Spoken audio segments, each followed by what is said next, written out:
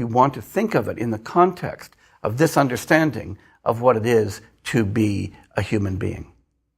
Now, within that broad architecture, I want now to give you an overview, but just an overview, of Aristotle's vision of what human moral life is. And then we'll be working out the details of that account over the next 2 lectures. So this will be a kind of broad brush painting, and we'll fill in the details over the next few lectures. The central value for Aristotle, the central value is, I'm now going to use the Greek term, and then I'm going to talk about it for a minute, eudaimoneia. The term eudaimoneia is most often translated into English as happiness. That's a bad translation for some reasons. The reason that I don't like it is because in English, we often understand happiness to denote a kind of emotion, something transitory, a way of feeling. So we might ask, are you feeling happy today? No, today I'm sad, but yesterday I was happy. I was happy 10 minutes ago, now I'm a little down, but I know that in 15 minutes I'll be happy again. All of that makes sense in English, even if it bespeaks a kind of up and down roller coaster emotional life. Hey, some of us have lives like that. You couldn't say that in Greek about eudaimoneia. What eudaimoneia means is to live well. Good, daimoneia, life, or soul, or spirit. To have a good spirit, to live well. So it's a very global kind of characterization. The word that I like to translate this, and is often used by Aristotelian scholars, is flourishing. To flourish, to lead a kind of overall, globally successful life, the kind of life one could recommend and endorse and be proud of at the end of days. That's the central value for Aristotle. And so, eudaimoneia is a property not of a moment, and it's not an experience, but rather an evaluative property of a life as a whole.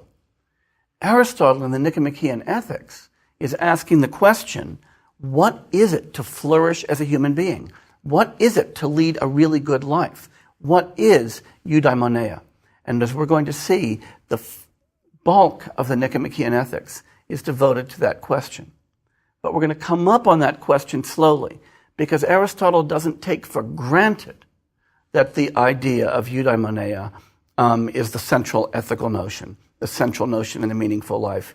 Whereas we're going to see, beginning late in this lecture and continuing through next lecture, Aristotle takes it as necessary to argue for that view, taking seriously opposing accounts of what a good life is. But we'll get there. Now, another really important aspect of Aristotelian ethics and of Aristotle's view about what a human being is Aristotle's idea that goodness is closely tied to function, and that we understand something when we understand its function.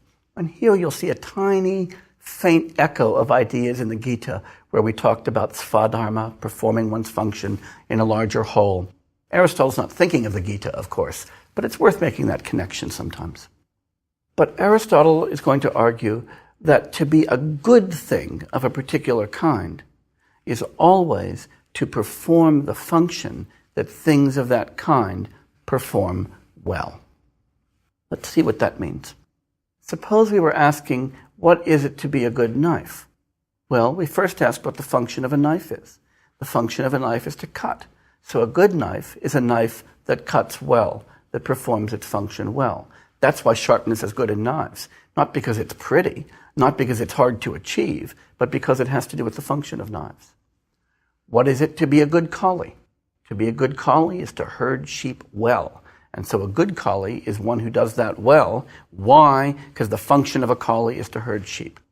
A good cook cooks well, a good carpenter builds well, a good doctor cures well, and so forth. And so Aristotle's idea is that for any artifact and for any human being, we can ask, what's the function of that thing? What's the function of that person? What's the function of that animal? And then we can ask what it is to be a good thing of that kind and answer that question always by appeal to that function. And that's why, beginning in a few minutes and really carrying over into the next lecture, we're going to be talking about what the function of a human being is. Because a central idea for Aristotle is that not only do kinds of human beings have functions, but human beings too ought to be for something. And if we ask what we're for, then we can ask what it is to perform that function well, and so what it is to be a good person, and so what the good for a human being is. So, let's talk in a bit more detail now about the structure of Aristotle's account of eudaimonia, of happiness or flourishing, so that we have some context for what's going to come. As I said, Aristotle will argue, and we'll begin that argument soon, that eudaimonia, that flourishing, is the highest good. The interesting thing about Aristotle's account is the complexity and multidimensionality of that account. So I want to give you a sense of how complex it's going to be, and then you'll have a framework within which to put all the various pieces that we're going to encounter. The first is, well, Aristotle argues that flourishing involves three orthogonal traits, where we can evaluate people on three orthogonal dimensions. The first of those is the dimension of virtue, or excellence. The Greek here is arete, and what it means is the character that makes a thing good of its kind. The virtue of a knife is sharpness. The virtue of a doctor is skill in curing. But we'll be talking about specifically human virtues.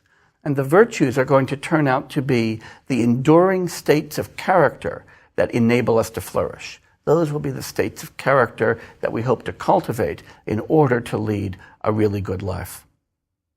That's the first dimension. The second dimension, though, is what Aristotle calls practical wisdom. The Greek is phronesis. And practical wisdom we might refer to in, well, not English, but French that's made its way into English as savoir-faire, the knowledge of how to do things. In particular, practical wisdom for Aristotle, as we're going to see, is skill in deliberating and making choices and figuring out the way to attain one's goals. It's our virtues, as we'll see, that give us the goals that make our lives worthwhile.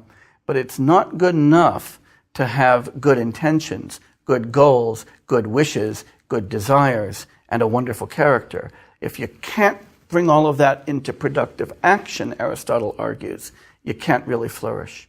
And so virtue requires practical wisdom for its manifestation, a knowledge of actually how to bring about one's ends. But it's possible to have virtue and to know how to act on one's decisions, to know what kinds of actions are appropriate, and still fail to act, Aristotle will argue.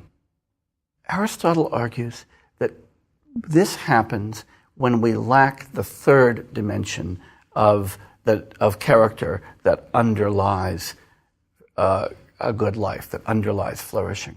That third dimension is what Aristotle calls moral strength. The idea roughly is this, and again, we're going to be talking about this in much more detail over the next couple of lectures.